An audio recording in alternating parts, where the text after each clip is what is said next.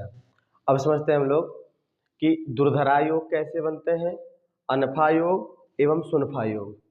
ये सभी योग चंद्रमा के स्थिति के अनुसार ही बनते हैं, अर्थात चंद्रमा से ही ये सारे योग बनते हैं।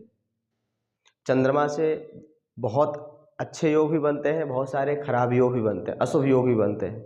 जैसे चंद्रमा से अशुभ योग कौन कौन बनते हैं, विशेष करके चंद्रमा से अशुभ योग बनते हैं केमद्रुम योग, जो कि विशेष प्रचलन में है। केमद्रुम योग का भी वीडियो डाला हुआ है, आप लोग देख सकते हैं। ठीक है, अब चंद्रमा से जो बनते हैं योग, जो शुभ योग है, उसमें एक दुर्धरा योग, अनफा योग और सुनफा योग, ये 3 योग बता रहा हूँ जो कि विशेष, ये भी प्रसिद्ध हैं।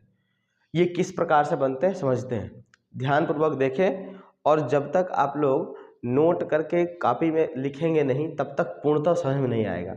अभी तो आप देख ले रहे हैं वीडियो, आपको समझ में आ जाएगा कि आप समझेंगे हाँ अच्छा समझ में आ गया, लेकिन याद नहीं रहेगा।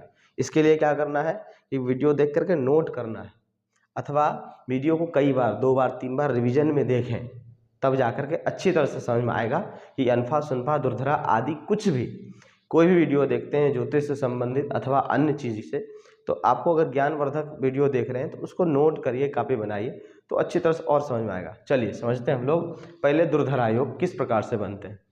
दुर्धरा योग का नियम है कि जिस भाव में चंद्रमा स्थित हो, आप लोगों के लिए मैंने लिख लिया है इसलिए कि समझ में आए और आप लोग नोट भी कर सको। जिस भाव में चंद्रमा स्थित हो उस भाव से द्वितीय और द्वादश दोनों भाव में, द्वितीय और द्वादश भाव में यदि केवल शुभ ग्रह हो, द्वितीय और द्वादश भाव में, चलिए प्रैक्टिकल देखते हैं। मान लेते हैं किसी जातक के चंद्रमा जो है दशम भाव में, ठीक है, दशम भाव में चंद्रमा है, तो कहते हैं जिस जातक के चंद्रमा के द्वितीय और द्वादश भाव में, तो चंद्रमा यहाँ है तो चंद्रमा से द्वितीय भाव में, तो चंद्रमा से अगला भाव ये द्वितीय भाव है और द्वितीय द्वादश भाव ये है पीछे वाला भाव।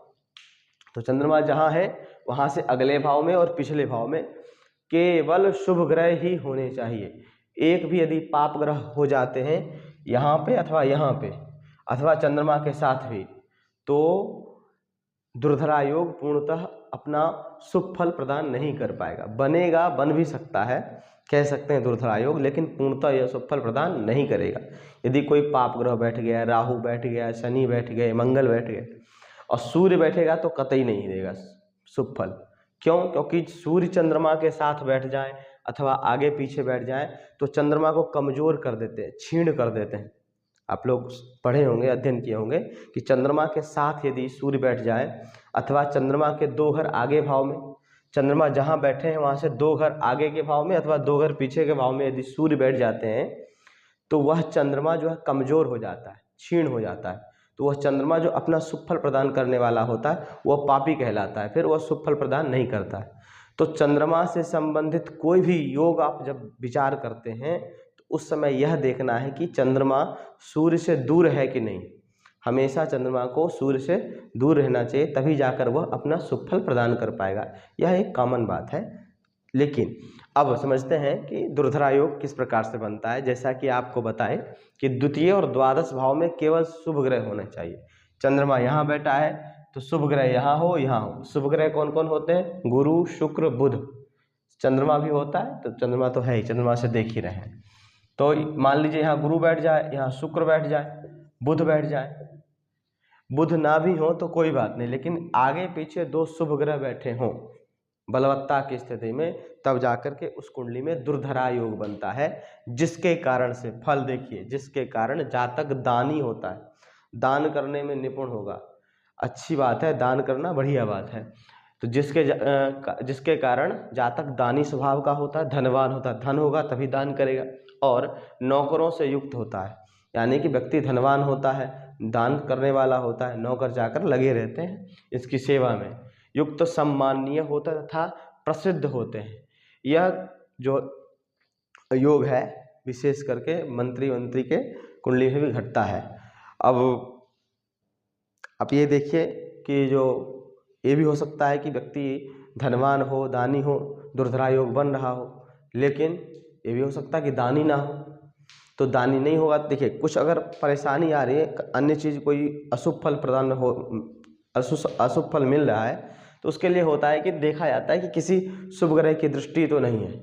ये सब स्थिति होती है तो ये पूर्ण फल अपना प्रदान नहीं कर पाते हैं, ये समझना है। अब आगे समझते हैं हम लोग। ये दुर्धरा योग आप लोग समझ लिए। अब अनफा योग समझते हैं। अनफा योग क्या है? ये भी चंद्रमा के हिसाब से ही बनता है। कैसे? चंद्रमा, दुर्धरा योग समझ में आ गया। दुर्धरा योग कैसे बनता है? चंद्रमा जिस भाव में बैठे हो उस भाव से अगले भाव में और पिछले भाव में शुभ ग्रह बैठे होने चाहिए। दोनों भाव में, एक भाव में नहीं, दोनों भाव में शुभ ग्रह बैठे हों तो ही दुर्धरा योग बनेगा। यहाँ पे कोई भी अशुभ ग्रह नहीं होना चाहिए, पाप ग्रह नहीं होना चाहिए। दृष्टि होगा, जितना पाप ग्रहों का इस पे दृष्टि होगा, इन शुभ ग्रहों पे या चंद्रमा पे, उतना ही दुर्धरा योग का जो शुभ फल है वो कम ही आएगा। आगे बढ़ते हैं। चंद्रमा जिस भाव में स्थित हो उस भाव से, ये अनफा योग बता रहा हूँ, चंद्रमा जिस भाव में स्थित हो उस भाव से द्वादश भाव में बलवान शुभ ग्रह बैठे हों। द्वादश भाव में बलवान कौन ग्रह बैठे हों? शुभ ग्रह। तो चंद्रमा जहाँ बैठे हैं उस भाव से ही गिनना है। तो आप पहले अपने लग्न कुंडली में देखिए कि चंद्रमा किस भाव में बैठे हैं। तो चंद्रमा जिस भाव में बैठे हैं, मान लेते हैं कि किसी कुंडली में दसम भाव में चंद्रमा बैठे हैं, दसम भाव से द्वादश भाव अर्थात चंद्रमा से पिछला भाव, यहाँ से गिनेंगे तो द्वादश भाव ये आ जाएगा। तो यहाँ पे शुभ ग्रह बैठे होने चाहिए, तब अनफा योग बनेगा। शुभ ग्रह बैठे हों। यदि चंद्रमा से द्वादश भाव में शुभ, और आपको कुछ नहीं विचार करना है, और ग्रह चाहे जहाँ हो, लेकिन यदि चंद्रमा से द्वादश भाव में यदि शुभ ग्रह बैठ गए, वहाँ कोई पाप ग्रह नहीं बैठा हुआ है, तो उस जातक के कुंडली में अनफा योग बन जाएगा। पाप ग्रह चाहे कहीं बैठे, आगे पीछे ऊपर नीचे कहीं बैठे हो पाप ग्रह, उससे कोई मतलब नहीं। यदि चंद्रमा से द्वादश भाव में शुभ ग्रह बैठ जाते हैं, और चंद्रमा क्षीण नहीं होना चाहिए। क्षीण कब होता है? जब सूर्य के आसपास हो जाते हैं। चंद्रमा जहाँ बैठे हैं वहाँ के आसपास सूर्य हो जाते हैं तो क्षीण हो जाते हैं। तो यह चंद्रमा अपने संबंधित शुभ फल प्रदान नहीं करते, जो कि मैं बार बार बता रहा हूँ आप लोगों को। तो चंद्रमा से द्वादश भाव में यदि शुभ ग्रह आ जाए, बलवान शुभ ग्रह आ जाए, तो अनफा योग बनता है। यह योग भी नेताओं की कुंडली में अधिक पाया जाता है। कैसे बनता है? इसके कारण क्या होता है?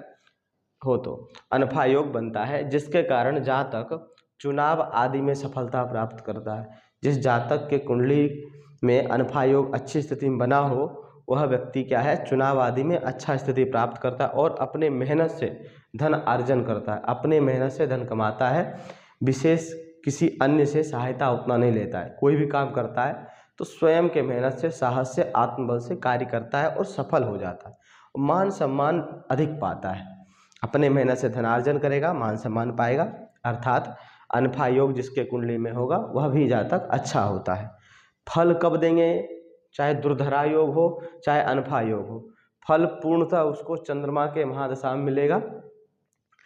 जिससे संबंधित, जिस ग्रह से संबंधित कोई शुभ योग बन रहा है, यही नहीं अन्य भी आगे योग बताएंगे और पीछे बता चुके हैं। तो जिस ग्रह से संबंधित कोई शुभ योग बन रहा है, उसी ग्रह के दशा अंतरदशा में उसे उस योग का फल प्राप्त होता है। हमेशा नहीं, उस ग्रह का दशा अंतरदशा आएगा तभी जाकर के शुभ योग प्राप्त होगा उसको। तो अनफा योग समझ लिए आप लोग कि चंद्रमा से द्वादश भाव में सभी ग्रह आ जाएं तो अनफा योग बनता है। अब अगला समझते हैं सुनफा योग। चंद्रमा जिस भाव में स्थित हो उस भाव से द्वितीय भाव में यदि बलवान शुभ ग्रह बैठे हो, द्वितीय भाव में यदि, अर्थात चंद्रमा जहाँ बैठे हैं उससे द्वितीय भाव में, फिर से मैं कह रहा हूँ कि चंद्रमा जिस भाव में आपके कुंडली में बैठे हों आपको देखना है। मेरे हिसाब से मैंने एक उदाहरण के रूप में चंद्रमा को दसम भाव में बैठा दी। तो चंद्रमा से द्वादश द्वितीय भाव में यदि शुभ ग्रह बैठा हो, बलवान शुभ ग्रह बैठा हो, अन्य उसके साथ कोई पाप ग्रह ना बैठा होना चाहिए, तब जाकर के क्या होगा? सुनफा योग होगा। चंद्रमा जिस भाव में स्थित होगा उस भाव से द्वितीय भाव में बलवान शुभ ग्रह स्थित होंगे तो सुनफा योग है, जिसके कारण जातक स्वस्थ रहने वाला, सुखी रहने वाला, मन प्रसन्न रहता है, उसका गुस्सा नहीं होता जल्दी, माइंड फ्रेश रहता है ऐसे व्यक्ति का जिसके कुंडली में सुनफा योग बनते हैं। और धन धान्य की कमी कभी नहीं आती है, उसको हमेशा धन धान्य से परिपूर्ण होगा। उसको जब भी धन का जरूरत पड़ेगा तब तक ठाकुर जी कहीं न कहीं से उसको धनार्जन कराएंगे। सही निर्णय लेने वाला, शांत स्वभाव का होता है, मन शांत रहता है, ज़्यादा कोई विशेष परेशान नहीं होता, अशांत नहीं रहता, चिंतित नहीं रहता है। ठाकुर जी सब अच्छा कृपा करते हैं जिनके कुंडली में सुनफा योग हो। ध्यान दीजिए, अब एक बार पूरा बता देता हूँ, याद करने योग्य बात है। जातक के कुंडली के चंद्रमा जहाँ बैठे हैं, कुंडली में चंद्रमा जहाँ बैठे हैं, उस चंद्रमा के आगे पीछे यदि शुभ ग्रह बैठे हों तो दुर्धरा योग। आगे पीछे दोनों भाव में यदि शुभ ग्रह बैठे हों तो क्या होगा? दुर्धरा योग। केवल आगे के भाव में कोई शुभ ग्रह बैठे हों, पाप ग्रह ना बैठे हों, सूर्य आसपास ना हो तो सुनफा योग बनेगा। आगे के भाव द्वितीय भाव में तो सुनफा योग बनेगा, ये भी अच्छी बात है। और चंद्रमा जहाँ बैठे हैं लग्न कुंडली में, उससे द्वादश भाव में, यानी चंद्रमा जहाँ बैठा है उससे जस्ट पीछे वाले भाव में भी शुभ ग्रह बैठा हो बलवान स्थिति में तो अनफा योग बनता है, जिसके कारण जातक आजकल के मंत्री होते हैं, अन्य उच्च पद पे होते हैं, अच्छा धन प्राप्त करते हैं। ये तीनों योग चंद्रमा से बनते हैं और अच्छा शुभ फल प्रदान करते हैं। तो जब तक आप लोग नोट नहीं करेंगे तब तक अच्छी तरह समझ में नहीं आएगा। वीडियो को 1-2 बार देखें अथवा इसको नोट करके याद करें, फिर इसे कुंडली देखें और बताएं कि किस प्रकार से यह योग घट रहा है, कैसा फल प्रदान कर रहा है। राधे श्याम।